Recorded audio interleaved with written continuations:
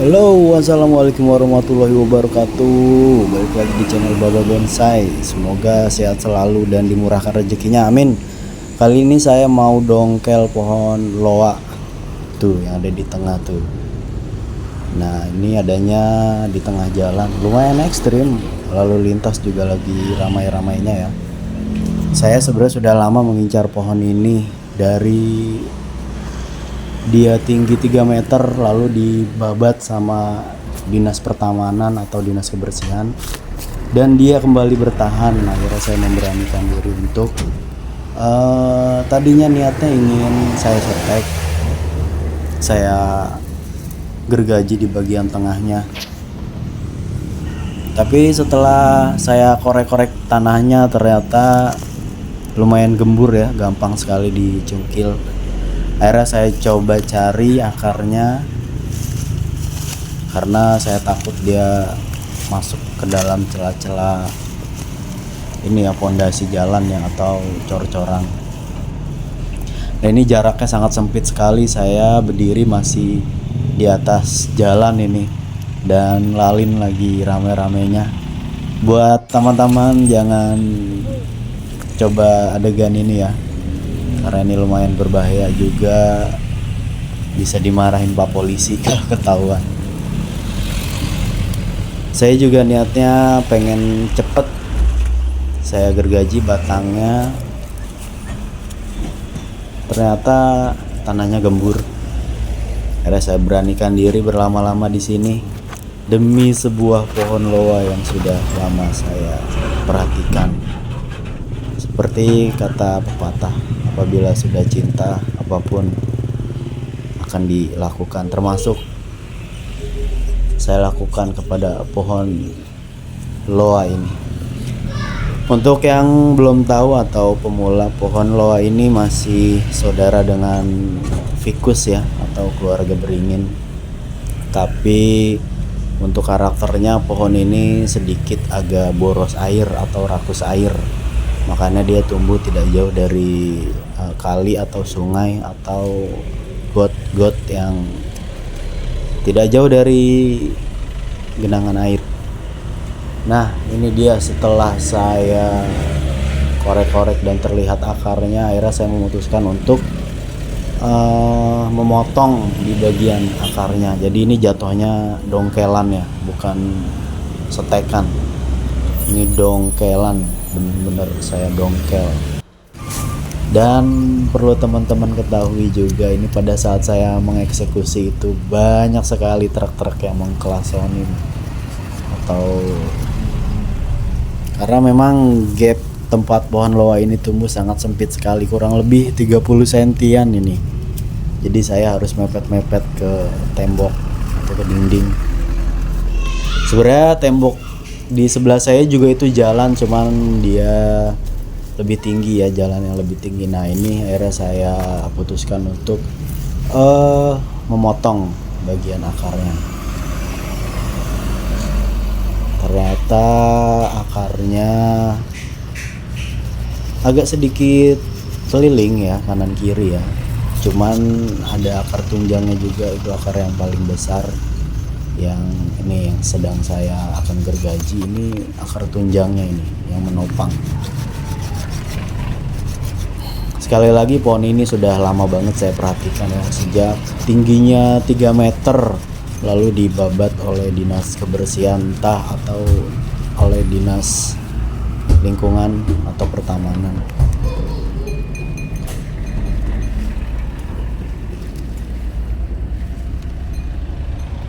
Nah, itu bisa kalian dengar sendiri ya, tidak ada henti-hentinya suara kendaraan, terutama truk, karena ini memang jalan utama ya, jalan Tangerang mengarah ke Jakarta, sehingga wajar apabila sangat ramai. Nah, ini dia saya sudah bisa miringkan atau rebahkan, tapi masih ada akar sulur atau akar serabut yang menyangkut.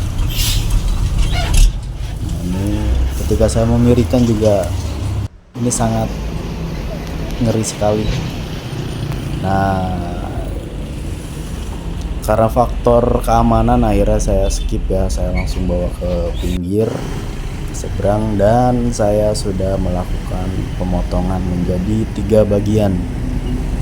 Satu bagian yang ada akarnya dan 2 batang nanti rencananya akan saya stek. Nah, ini dia setelah saya bawa menggunakan kantong plastik. Saya gunakan kuda besi. Dan inilah dia penampakannya setelah saya sampai di rumah. Ini belum saya apa-apakan ya, jadi belum saya pruning atau pangkas atau seleksi sama sekali. Nah, ini dia, bahkan sampah-sampahnya saja masih menempel ini. Aduh, entah sampah apa ini. Nah, ini dia satu batang yang bagian akar. Rencananya saya langsung stek menggunakan media pasir Malang ya, dan sekam bakar. Tapi saya ragu, sepertinya jangan dulu dikasih pupuk karena lebih dominan potongannya daripada akarnya. Lebih banyak potongannya. Nah, ini saya pangkas bagian daun-daunnya.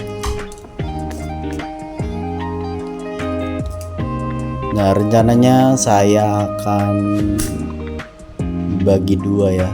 Jadi yang ada akarnya saya stek menggunakan pasir dengan sekam, lalu saya sungkup dengan galon air mineral bekas, dan yang 2 ini rencananya saya akan stek menggunakan media air dicampur dengan B1.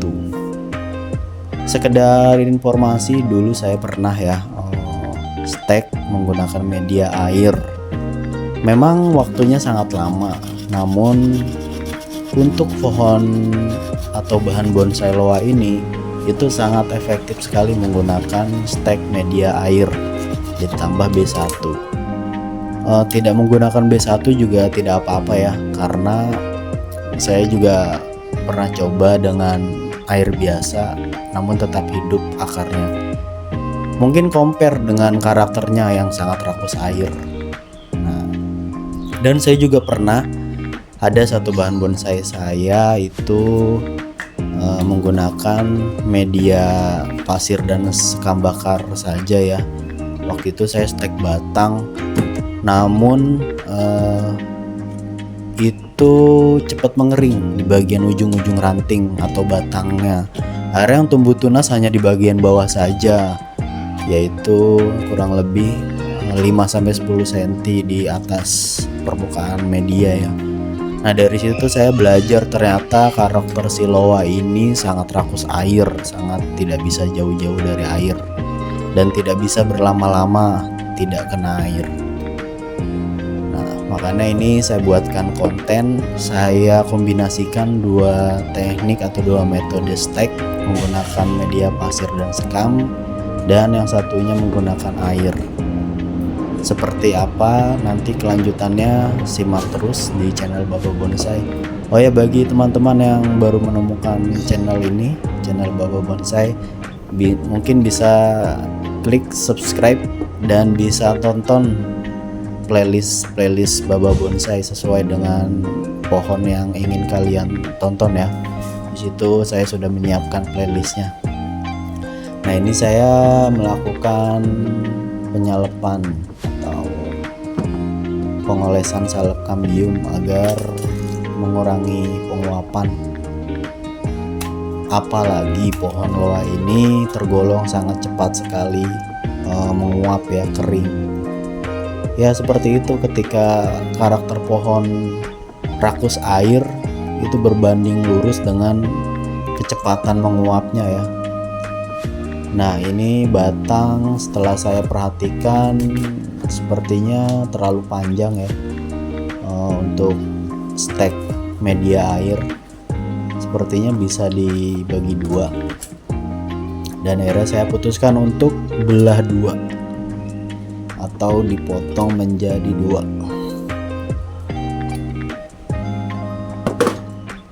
Ini saya rapikan kembali bekas ranting-rantingnya menggunakan tang catut yang berbentuk cembung.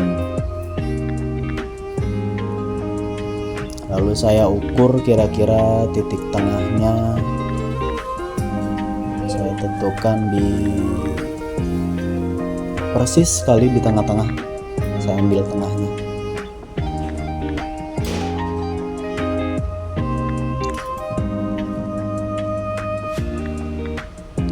Oke, akhirnya saya lakukan pemotongan menggunakan gergaji. Nah, ini gergaji saya ketika melakukan pendongkelan tadi di jalan, ternyata gergaji saya bengkok karena berbenturan dengan cor-coran ujungnya. Alhasil saya kesulitan untuk memotong batang ini ya, makanya tidak presisi. Nah, ketika saya putar, nah itu potongannya tidak presisi. Tapi tidak apalah, nanti bisa saya ratakan menggunakan alat andalan, yaitu tang catut. Nah, ini dia. Nah, dari pengalaman saya, jika loa yang subur itu tekstur batangnya masih dalam keadaan keras ya, batang pohonnya. Berkali-kali saya pernah stek. Namun yang satu ini beda nih. Ini agak apa ya? Teksturnya itu agak sedikit lunak atau lembek gitu istilahnya. Entah karena dia kurang air atau memang karakter pohon loa ini berbeda. Nah, ini saya kupas kulit kambiumnya seperti yang sudah ambil jarak 1 atau setengah senti untuk pengupasan kulit kambium ya. Gunanya banyak agar tidak merusak si kulit kambium pada saat penanaman. Yang kedua, untuk program akar pun itu agar dia tidak menunjang ke bawah tapi keliling menyamping.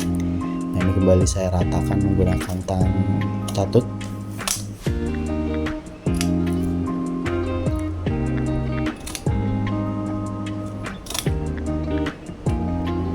Sekedar informasi kembali, untuk pohon loa ini masih famili dengan beringin ya, atau nama ilmiahnya Ficus racemosa.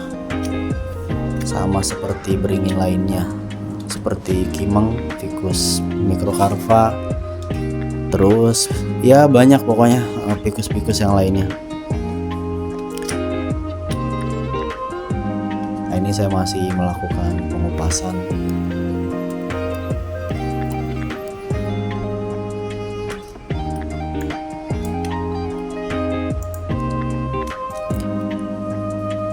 Untuk pohon loa sendiri itu dia memiliki buah ya. Biasanya buahnya tumbuh di pangkal-pangkal batangnya, bukan di ujung-ujung ranting.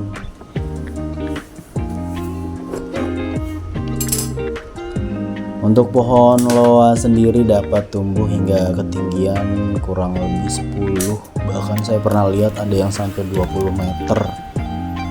Sangat besar sekali batangnya itu. Dan cabang-cabangnya sangat banyak dan rindang. Bahkan di beberapa lahan kosong itu sangat banyak sekali ya pohon-pohon loa kita temukan.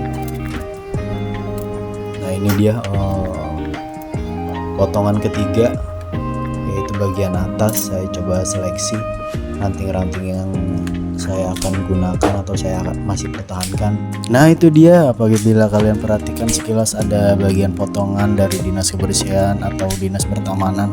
Saya seleksi untuk sekedar informasi, mohon maaf, bukan bermaksud menggurui, kita belajar bersama, sekedar sharing. Untuk buah loa ini yang sudah matang memiliki warna atau kulit merah ya, merah muda dengan daging buah berwarna putih dan bijinya berwarna coklat dan berjumlah sangat banyak sekali.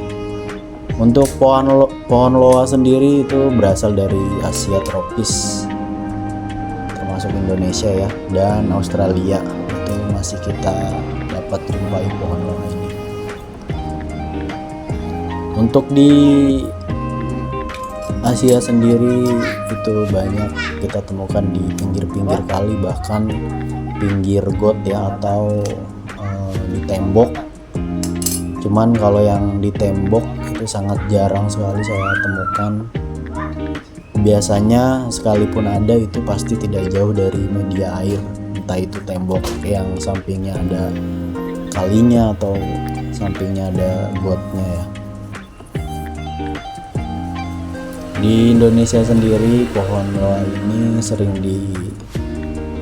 disebut dengan nama loa, lo atau elo dan lain sebagainya. Untuk dalam bahasa Sangsakerta, loa dikenal dengan nama udumbara. Dalam bahasa Inggris, loa dikenal dengan nama cluster fig karena buahnya yang bergerombol di batang pohon.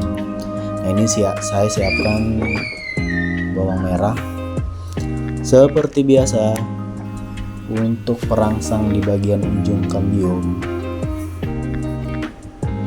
Ini saya mulai melakukan pengolesan. Tidak usah banyak-banyak ya bawang merahnya, juga pengolesannya tidak usah terlalu tinggi karena hanya sekedar untuk merangsang akar agar cepat keluar.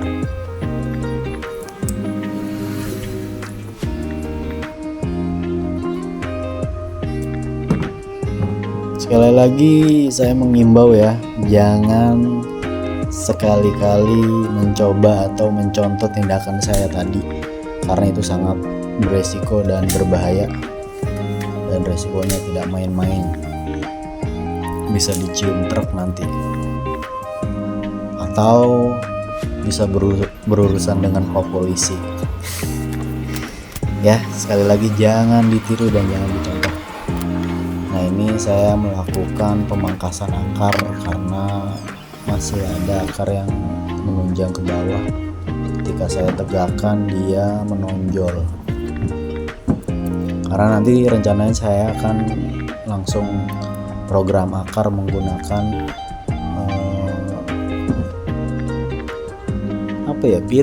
piring, karena piring lebih bagus sebagai program akar. Namun mengingat harga piring lumayan, jangan terlalu sering memakai piring karena nanti istri kalian bakal komplain. Nah, ini dia medianya untuk stekan yang pertama. Ini medianya pure ya, pasir malang dan sekam bakar, tidak ada pupuk baik kimia maupun kandang, apalagi sama hewan-hewannya tidak ada ya. Nah, ini saya buka dulu di area tengah. Tidak harus tengah juga tidak apa-apa, tergantung style kalian ya, atau konsep kalian seperti apa. Nah, ini dia yang saya maksud. Piringnya bukan piring yang besar, ini yang sedang. Posisinya tengkurap ya, jangan terlentang. Kalau terlentang nanti akarnya naik ke atas, dia standing. Tapi boleh juga ya, kapan-kapan kita bikin videonya program akar standing gitu. Akarnya ke atas. Sekedar intermezzo saja ya teman-teman. Nah, ini saya sudah melakukan peletakan. Terus saya juga atur akar-akar yang menjulur, yang tidak saya potong, karena sebagai akar support sampai nanti akar yang besar-besarnya itu pada tumbuh.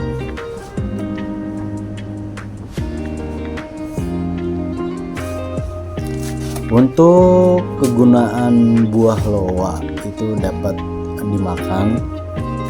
Buah loa yang masih mentah dapat dijadikan sayur. Terus buahnya yang sudah matang memiliki kulit berwarna merah muda, rasanya manis, agak hambar sih, manis agak hambar. Terus buahnya juga sering dijadiin tempat bertelur sejenis tawon. Nah, Alasannya ini pohon kesukaan tawon. Dan satu lagi, sekedar sharing, untuk pohon loa dianggap suci oleh sebagian umat Buddha ya. Jadi sekali lagi, tanpa bermaksud menyindir, hanya sekedar sharing, belajar bersama terkait bahan bonsai pohon loa ini. Nah, ini saya tutup menggunakan pasir malang.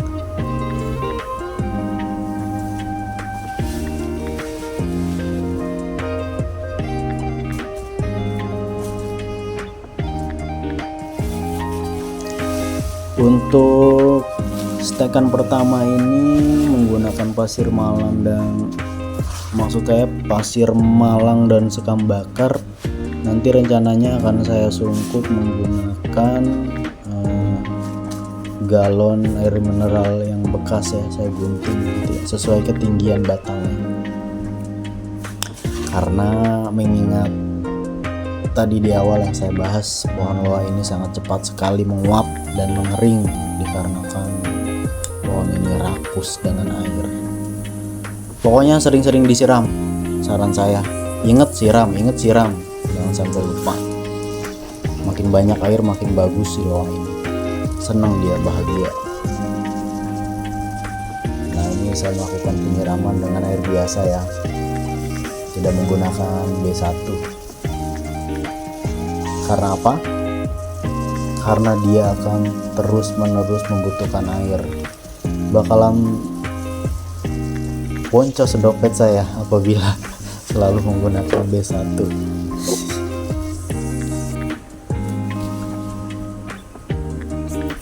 Oke, ini juga bagian dari eksperimen, pengalaman, dan juga informasi buat para pebonsai pemula seperti saya. Nah, ini saya sisakan 3 batang untuk metode kedua, yaitu metode stek dengan menggunakan air.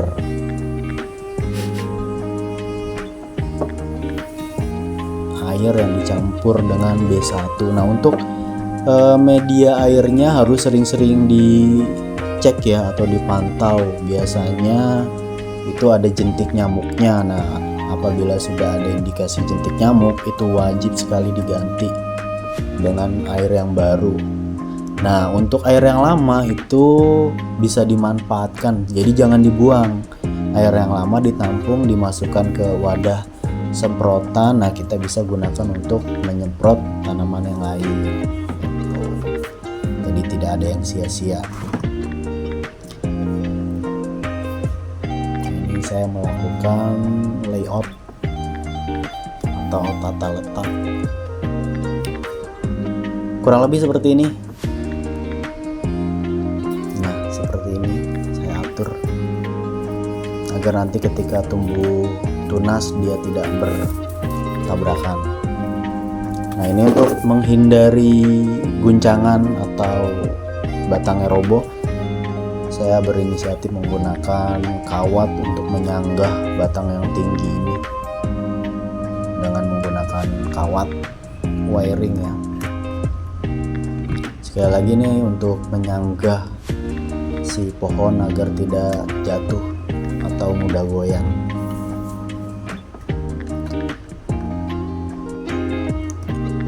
Mengingatkan kembali dan menekankan untuk yang satu ini, untuk bahan bonsai pohon loa ini, itu saya kembali menekankan sangat efektif sekali apabila menggunakan stek bermediakan air. Itu sangat efektif sekali. Persentase hidupnya itu sangat tinggi, lebih tinggi dari yang stek hanya menggunakan pasir atau sekam ya, langsung menggunakan pasir. Nah, itu persentasenya jauh sekali. Saya pernah mencoba kedua metode tersebut. Masing-masing ada kekurangannya, yaitu tadi kembali ketika menggunakan stek metode air, kita harus sering-sering mengecek. Apabila sudah ada jentik nyamuk, itu wajib harus diganti airnya, dan airnya jangan dibuang, masih bisa kita pergunakan untuk menyemprot tanaman yang lain. lalu kita ganti airnya dengan yang baru. Nah, itu kekurangannya. Dan untuk kekurangan stek menggunakan media pasir dan sekam bakar tanpa pupuk, itu kekurangannya sebentar-sebentar kita harus sering nyemprot. Pokoknya inget semprot, setiap inget semprot, jangan sampai kelamaan. Karena apabila kelamaan, batang atasnya itu akan mengering karena pohon ini cenderung cepat menguap. Karena saya pernah membuktikannya, saya stek menggunakan media pasir dan sekam, tidak saya sungkup. Saya sudah sering-sering semprot, tapi tetap saja bagian atasnya mengering. Dan akhirnya saya cutting, alhasil makin pendek. Ya sekedar sharing saja. Nah, ini saya menggunakan B1, cairan B1 ya, bukan B1 atau B2 yang itu ya. Kalau yang itu beda lagi ya. Kalau yang itu istilah lain. Nah, ini dia penampakannya setelah saya beri air dan campuran B1. Nah, ini yang bermediakan pasir dan sekam bakar. Nah, untuk yang bermediakan air itu tidak perlu disungkup karena dia sudah tercukupi air. Nah, ini dia apabila saya sungkup penampakannya seperti ini. Nah, jangan lupa dikasih tutup. Nah, ini dia penampakan menggunakan stek media air. Nah, sekilas tidak terlihat ya, namun saya akan sentuh bagian airnya. Nah, itu dia airnya. Oke, jangan lupa sering-sering dicek untuk media airnya. Sekian dan terima kasih, semoga bermanfaat. Sampai jumpa di part selanjutnya. Wassalamualaikum warahmatullahi wabarakatuh.